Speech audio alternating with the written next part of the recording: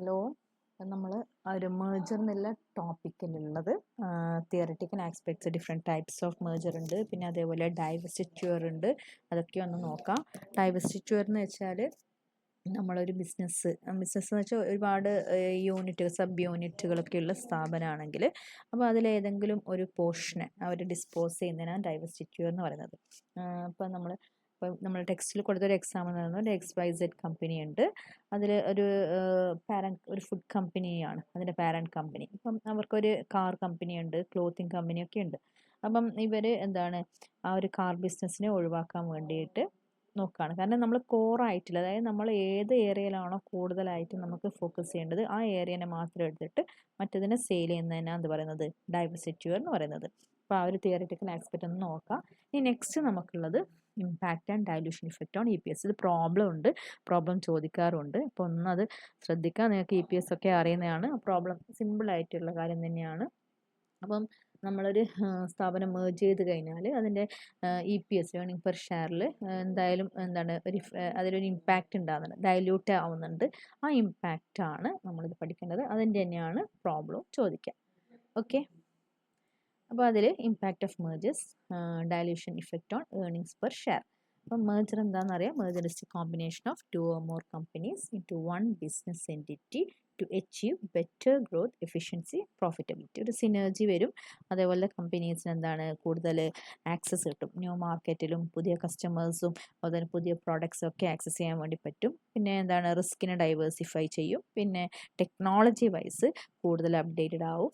Then കോമ്പറ്റീഷനെ നമുക്ക് ഒന്നിച്ച് അതിനെ ഓവർകം ചെയ്യാനുള്ള ഒരു എബിലിറ്റിയും കിട്ടും.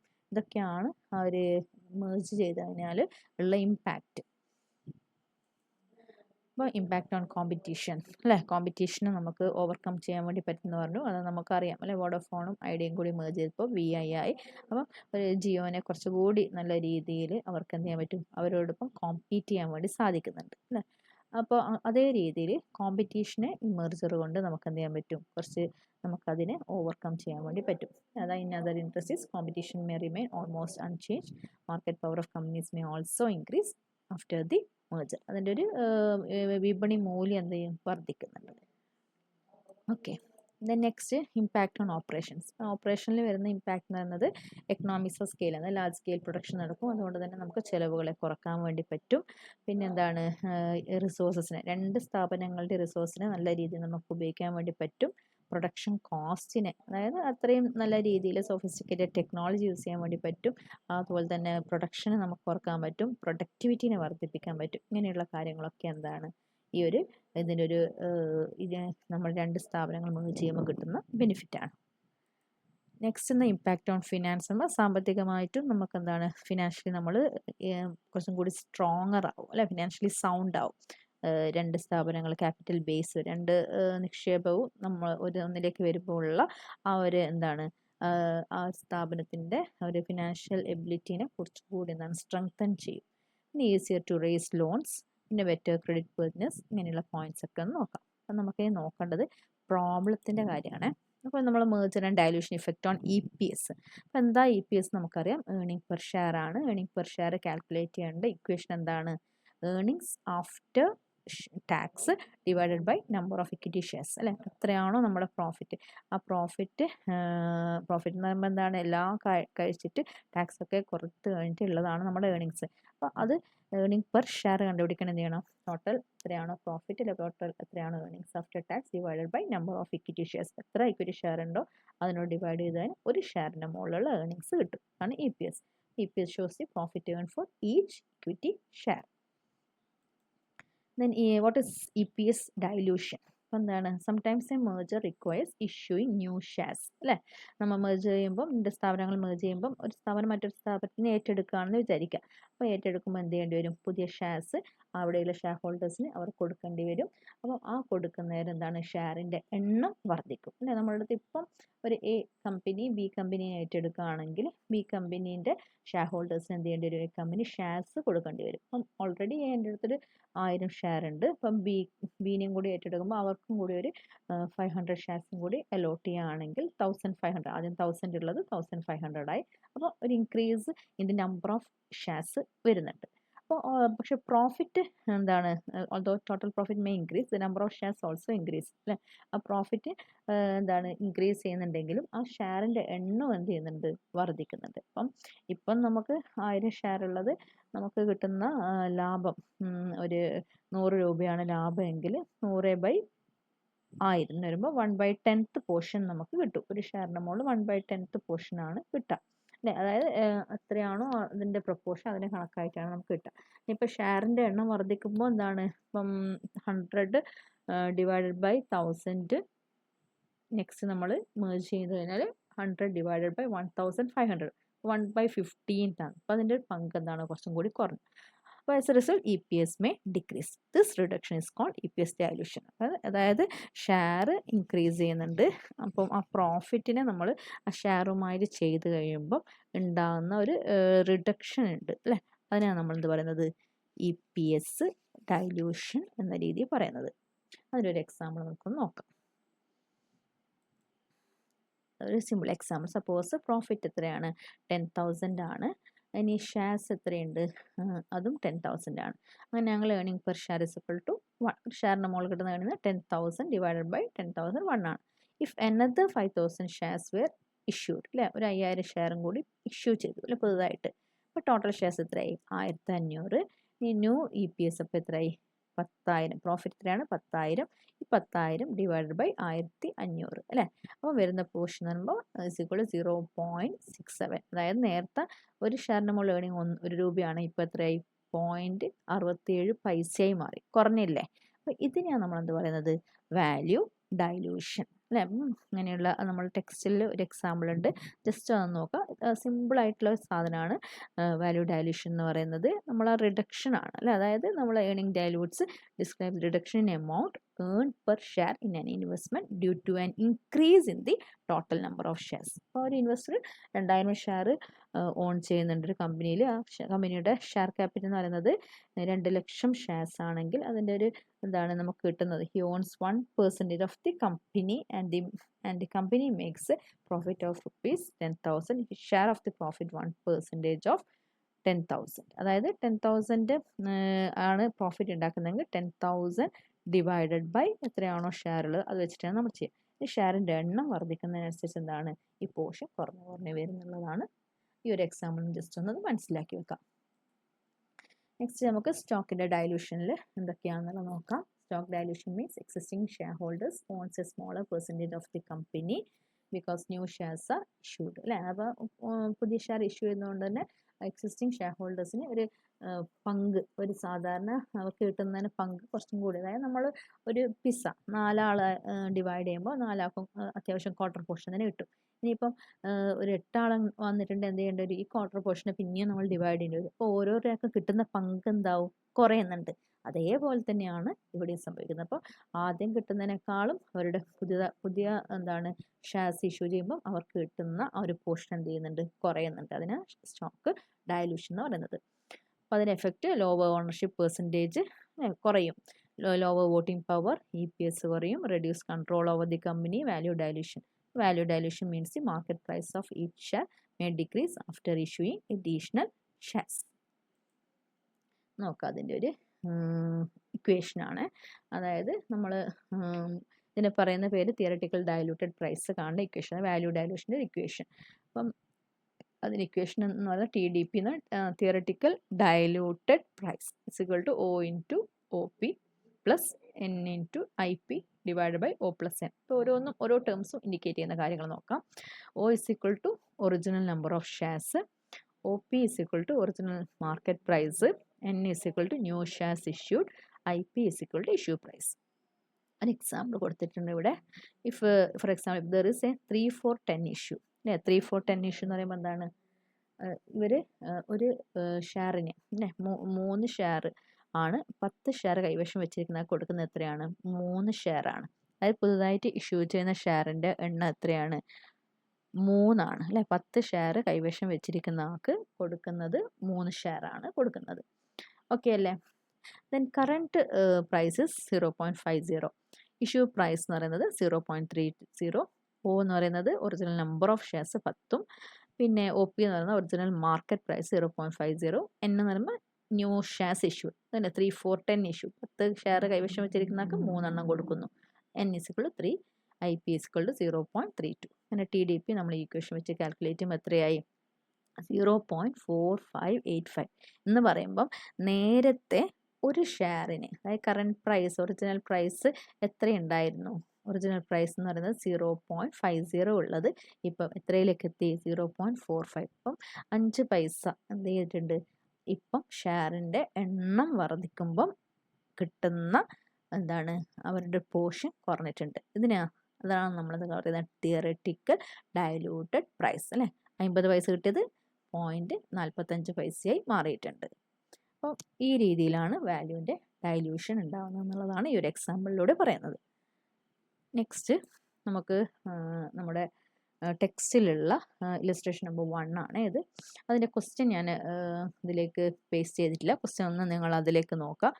പിന്നെ അതിൻ്റെ ക്വസ്റ്റ്യനിൽ പറഞ്ഞ കാര്യങ്ങൾ എന്ന് പറയുമ്പോൾ ഏണിങ്സ് ആഫ്റ്റർ ടാക്സ് തന്നിട്ടുണ്ട്, ഇക്വിറ്റി ഷെയർസ് ഔട്ട്സ്റ്റാൻഡിങ് തന്നിട്ടുണ്ട്, ഏണിംഗ് പെർ ഷെയർ തന്നിട്ടുണ്ട്, പ്രൈസ് ഏണിംഗ് റേഷ്യോ തന്നിട്ടുണ്ട്, മാർക്കറ്റ് പ്രൈസ് പെർ ഷെയർ തന്നിട്ടുണ്ട്. പേജ് നമ്പർ 162 ആണ്. അപ്പോൾ അതിൽ B limited acquires A limited. B limited ആണ് എന്നെ എക്വയർ ചെയ്യുന്നത് and exchange its shares to share holders of A limited. Share holders B limited acquire ചെയ്യുന്നു, എന്നിട്ട് എ ലിമിറ്റഡ് ഷെയർ ഹോൾഡേഴ്സിന് പിന്നെ ബി ലിമിറ്റഡ് ഷെയർ ഇഷ്യൂ ചെയ്യുന്നു based on market price of shares. അതിൽ question ചോദിച്ചത് 4 ക്വസ്റ്റ്യനാണ് ചോദിച്ചിട്ടുള്ളത്. What will be the EPS subsequent to merge ചെയ്തതിന് ശേഷമുള്ള EPS എന്താണ്? What is change in EPS for the share holders of A limited and B limited, വ്യത്യാസം എത്രത്തോളം ഉണ്ട് എന്നുള്ളതും, determine the market value of the post merger firm, അതിന് ശേഷമുള്ള സ്ഥാപനത്തിൻ്റെ മാർക്കറ്റ് വാല്യൂ, പിന്നെ aside the profit accruing to shareholders of both firm. ഇനി അതിന് ശേഷം എത്രയാണ് ലാഭം ഓരോ ഷെയർ ഹോൾഡേഴ്സിന് കിട്ടുക എന്നുള്ളതും കൂടി കണക്കാക്കാൻ വേണ്ടി പറയുന്നുണ്ട്. അപ്പം നോക്കാം. അപ്പോൾ ഇതിൽ ക്വസ്റ്റ്യനിൽ എന്താണ് ഇവരുടെ മാർക്കറ്റ് പ്രൈസ് എന്ന് പറയുന്നത് രണ്ട് കമ്പനിയുടെയും 35 തന്നെയാണ്. അപ്പോൾ since both the company same market price ആയതുകൊണ്ട് എക്സ്ചേഞ്ച് റേഷ്യോ = 1:1. അതായത് ഈ ഒരു എ ലിമിറ്റഡിൻ്റെ ഒരു ഷെയറിന് ബി ലിമിറ്റഡിൻ്റെ ഒരു ഷെയർ തന്നെയാണ് കൊടുക്കുക. നേരത്തെ എക്സാമ്പിൾ നമ്മൾ എന്താ പറഞ്ഞത് 3 4 10, അതായത് 10 ഷെയർ കൈവശം വെച്ചിരിക്കുന്നവർക്ക് പുതുതായിട്ട് എത്രയാണ് കൊടുക്കുന്നത്? 3 ഷെയർ. പ്രപ്പോർഷൻ വെക്കുമല്ലോ നമ്മൾ 2:3 1:5 എന്നൊക്കെ തന്നെ. പക്ഷേ ഇവിടെ മാർക്കറ്റ് പ്രൈസ് സെയിം ആയതുകൊണ്ട് തന്നെ തുല്യമാണ്. അപ്പോൾ അതുകൊണ്ട് തന്നെ ഒരു ഷെയറിന് ഈക്വൽ മറ്റേ കമ്പനീൻ്റെ ആ ഒരു ഷെയർ തന്നെയായിരിക്കും. കാരണം രണ്ടിന് 35 രൂപയാണ് വില. ഇനി ആ വിലയിൽ വ്യത്യാസം ഉണ്ടെങ്കിലാണ് പ്രപ്പോർഷനേറ്റ് ആയിട്ട് നമ്മൾ എടുക്കേണ്ടത്. ഇവിടെ എക്സ്ചേഞ്ച് റേഷ്യോ അല്ലെങ്കിൽ സ്വാപ്പ് റേഷ്യോ എന്ന് പറയുന്നത് 1:1 ആണ്. B limited issues 2 lakh new shares to A limited share holders. B limited എത്രയാണ് കൊടുക്കുന്നത്? 2 ലക്ഷം ഷെയറുകളാണ് ആർക്ക് ഇഷ്യൂ ചെയ്യുന്നത്? എ ലിമിറ്റഡിൻ്റെ ഷെയർ ഹോൾഡേഴ്സിന് കൊടുക്കുന്നത്. അപ്പം അതുകൊണ്ട് തന്നെ നമ്മൾ EPS ആഫ്റ്റർ മെർജർ ആണ് ഫസ്റ്റ് നമ്മൾ കാണാൻ പറഞ്ഞ ക്വസ്റ്റ്യൻ അല്ലേ. അതിൽ നോക്കാം. ഇനി ക്വസ്റ്റ്യനിൽ നോക്കണേ നിങ്ങൾ. കമ്പൈൻഡ് ഏണിങ്സ് പറയുന്നത് ഏണിങ്സ് ആഫ്റ്റർ ടാക്സ് എൻ്റെത് 7 ലക്ഷവും ബിൻ്റെത് 10 ലക്ഷമാണ്. അപ്പോൾ രണ്ടും കൂടി ഏണിങ്സ് ആഫ്റ്റർ ടാക്സ് കമ്പൈൻ ചെയ്യുമ്പോൾ 17 ലക്ഷമാവും. രണ്ടാമത് നമ്മൾ ഷെയർ അല്ലേ, അതായത് EPS കണ്ടുപിടിക്കണമെങ്കിൽ ഇക്വേഷൻ എന്താണ്? Earnings after tax divided by number of equity shares. Shares നോക്കാം. എ ലിമിറ്റഡിൻ്റെ ഷെയർസ് എന്ന് പറയുന്നത് 2 ലക്ഷവും ബി ലിമിറ്റഡിൻ്റെ ഷെയർസ് എന്ന് പറയുന്നത് 4 ലക്ഷം. ഇത് രണ്ടും കൂടി ക്ലബ് ചെയ്യുമ്പോൾ ടോട്ടൽ ഷെയർസ് എത്രയായി? ഇപ്പം 6 ലക്ഷമായി അല്ലേ. ഇനി നെക്സ്റ്റ് നമ്മൾ അതിന് ഇക്വേഷൻ ചെയ്യാണ്. അപ്പം എന്താണ് EPS എങ്ങനെയാണ് കണ്ടുപിടിക്കുന്നത് വെച്ചാൽ EPS എങ്ങനെയാണ് കണ്ടുപിടിക്കുന്നത്? Earnings divided by total number of shares. അപ്പോൾ 17 ലക്ഷം ഡിവൈഡഡ് ബൈ 6 ലക്ഷം അല്ലേ. അതിന് ആൻസറാണ് നെക്സ്റ്റ് സ്ലൈഡ് കൊടുത്തത്. EPS = 2.833 അല്ലേ. EPS ആഫ്റ്റർ മെർജർ എത്രയാണ്? ഫസ്റ്റ് ക്വസ്റ്റ്യൻ നമ്മൾ സോൾവ് ചെയ്തു. 2.833. എങ്ങനെയാണ്? Earnings after tax of both the companies divided by number of equity shares of the combined firm. രണ്ടാമത്തെ ക്വസ്റ്റ്യൻ എന്താണ്? What is the change in EPS for the share holders of A limited and B limited. Change in EPS നോക്കുമ്പോൾ A ലിമിറ്റഡിൻ്റെ EPS പഴയ EPS ക്വസ്റ്റ്യനിൽ കൊടുത്തിട്ടുണ്ട് 3.50. New EPS എത്രയാണ്? ഇപ്പോൾ നമ്മൾ calculate 2.833. അപ്പോൾ അത് എന്താണ്? ആദ്യം 3.50 ആയിരുന്നു ഏണിംഗ് പെർ ഷെയർ, ഒരു ഷെയറിൻ്റെ മുകളിൽ കിട്ടിയിട്ടുള്ള വാല്യൂ. അപ്പോൾ അത് എത്രയായി? 2.83 എന്ന് പറയുമ്പം കുറയുക ചെയ്തത് അല്ലേ. എത്ര കണ്ട് കുറഞ്ഞു? 0.667 എന്ന രീതിയിലേക്ക് ഡിക്രീസ് ചെയ്തു അല്ലേ. ഒരു ഷെയറിൻ്റെ മുകളിൽ വേർത്ത് കുറഞ്ഞു എ ലിമിറ്റഡിനെ സംബന്ധിച്ചിടത്തോളം. അപ്പോൾ therefore A limited share holders experience decrease in EPS. B limited നോക്കാം. ബി ലിമിറ്റഡിൻ്റെ ഈ ഏണിംഗ് പെർ ഷെയർ, അതായത് മേർജ് ചെയ്യുന്നതിന് മുന്നേ ഉള്ള ഏണിംഗ് പെർ ഷെയർ ഒരു ഷെയറിൻ്റെ മുകളിൽ 2 രൂപ 50 പൈസയാണ്. ഇപ്പോൾ അവർക്ക് എത്ര കിട്ടി? 2.833 എന്ന് പറയുമ്പോൾ നേരിയൊരു വർധനവ് ഉണ്ടായിട്ടുണ്ട് അല്ലേ? അതായത് 2.833ലേക്ക് എത്തി. 2.50 ഒരു 0.333ൻ്റെ ഒരു ഡിഫറൻസ് ഇൻക്രീസ് ആർക്കുണ്ടായി? ബി ലിമിറ്റഡിൽ ഉണ്ടായി അല്ലേ? അപ്പം അവർ EPSൽ എന്താണ് എ ലിമിറ്റഡിന് ഡിക്രീസും ബി ലിമിറ്റഡിന് ഇൻക്രീസും ആയിട്ടുണ്ട്. അപ്പം ബി ലിമിറ്റഡിന് എന്താണ് ഇൻക്രീസ് ഉണ്ടായിട്ടുണ്ടെന്ന് മനസ്സിലായി. ഈ മൂന്നാമത്തെ ക്വസ്റ്റ്യൻ എന്താണ്? Determine the market value of the post merger firm. Market value of post merger firm എങ്ങനെയാണ് നമ്മൾ കണ്ടുപിടിക്കുകയെന്ന് വെച്ചാൽ മാർക്കറ്റ് പ്രൈസ് ആഫ്റ്റർ മെർജർ നമ്മൾ കണ്ടുപിടിക്കുക എങ്ങനെയാണ്? Price earning ratio into earning per share അല്ലേ? ആഫ്റ്റർ മെർജർ എന്ന രീതിയിലാണ് നമ്മൾ കണ്ടുപിടിക്കുക. അപ്പം എത്രയാണ്? Price earning ratio is equal to 14 അല്ലേ? അതായത് ക്വസ്റ്റ്യനിൽ കൊടുത്തിട്ടുണ്ട് പ്രൈസ് ഏർണിംഗ് റേഷ്യോ എത്ര ബി ലിമിറ്റഡ് 14 ആണ് അല്ലേ? 14 ഇൻറ്റു എത്രയാണ്? 2.833. ഇപ്പോൾ എത്ര കിട്ടി? 39.662 കിട്ടി അല്ലേ? ഇനി ടോട്ടൽ ഷെയർസ് എത്രയാണ് ഇപ്പോൾ ഉള്ളത്? 6 ലക്ഷമാണ് ടോട്ടൽ ഷെയർസ് ഉള്ളത്. അപ്പോൾ നോക്കാം.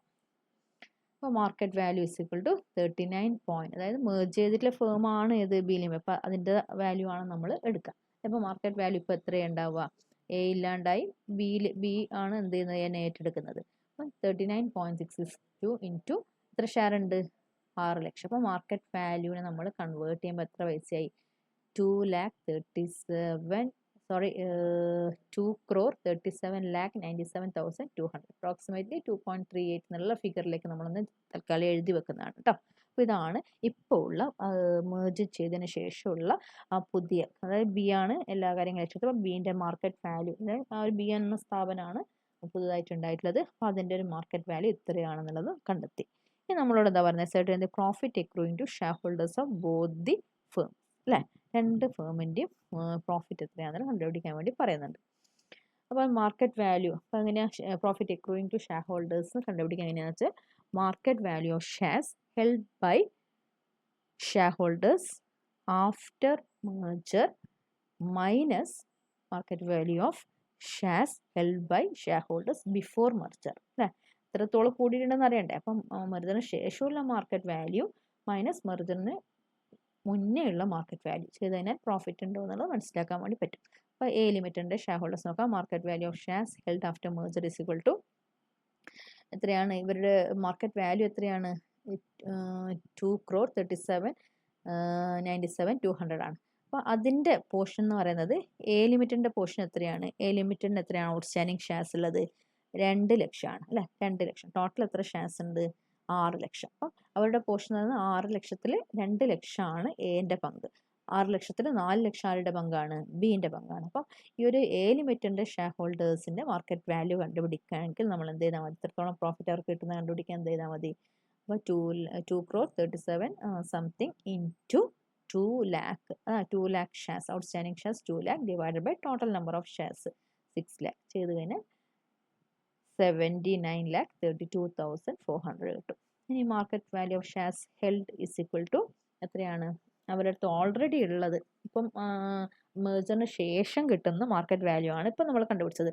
അപ്പം ഇനി മെർജറിന് മുന്നേ അവരുടെ ഷെയറിൻ്റെ വാല്യൂ എത്രയായിരുന്നു? ഒരു ഷെയറിൻ്റെ വാല്യൂ 35 റുപ്പീസ് ആയിരുന്നു അല്ലേ? രണ്ട് കമ്പനിയിൽ 35 തന്നെയാണ്. അപ്പോൾ 2 ലക്ഷം ഷെയറുകൾക്ക് 35 രൂപ നിരക്കിൽ അവർക്ക് മെർജ് ചെയ്യുന്നതിന് മുന്നേ എത്രയാണ്? 70 ലക്ഷം ഉള്ളത് ഇപ്പോൾ എത്രയായി? 79,32,400 അല്ലേ? ആദ്യം അവരുടെ മാർക്കറ്റ് വാല്യൂ 70 ലക്ഷം, ഇപ്പോൾ അത് 79,32,400. അപ്പോൾ പ്രോഫിറ്റ് എത്ര കൂടി? ഇത് തമ്മിലുള്ള വ്യത്യാസം അല്ലേ? അതാണ് 9,32,400. ഈ രീതിയിൽ നമ്മൾ അവരുടെ എക്രൂയിങ് പ്രോഫിറ്റ് കണ്ടുപിടിച്ചു. ഇതേപോലെ എന്ത് ചെയ്യാൻ? ബീൻ്റെതും കണ്ടുപിടിക്കാം. ബി ലിമിറ്റഡിൻ്റെ ഷെയർസ് എത്രയാണ്? 4 lakh. Market value of shares എന്ന് പറയുമ്പോൾ 4 lakh divide by 6 lakh into market value അല്ലേ? മെർജിന് ശേഷമുള്ള മാർക്കറ്റ് വാല്യൂ എത്ര കിട്ടി? 15 ലക്ഷത്തി 1,58,64,800. ഈ മാർക്കറ്റ് വാല്യൂ ഓഫ് ഷെയർസ് ആദ്യമുള്ള ഷെയർസിൻ്റെ വാല്യൂ 4 ലക്ഷം ഇൻറ്റു 35 എന്ന് പറയുമ്പോൾ 14 കോടി വരും അല്ലേ? അപ്പോൾ ഇവരുടെയും എന്തായിട്ടുണ്ട്? വർധനവുണ്ടായിട്ടുണ്ട്. 14 നിന്ന് 15ലേക്ക് എത്തി. 1586 4800 വന്നു. അപ്പോൾ പ്രോഫിറ്റ് എന്ന് പറയുമ്പോൾ ഇവ തമ്മിലുള്ള വ്യത്യാസം ഈ രീതിയിൽ നമ്മൾ എന്ത് ചെയ്യും, കാൽക്കുലേറ്റ് ചെയ്യുമ്പോൾ 1,08,64,800 എത്തും. അപ്പോൾ ഈ രീതിയിലാണ് നമ്മൾ ഈ പ്രോബ്ലം സോൾവ് ചെയ്യേണ്ടത്. ക്ലിയർ ആണെന്ന് വിചാരിക്കുന്നു. എന്തെങ്കിലും ഡൗട്ട് ഉണ്ടെങ്കിൽ ചോദിക്കാം കേട്ടോ.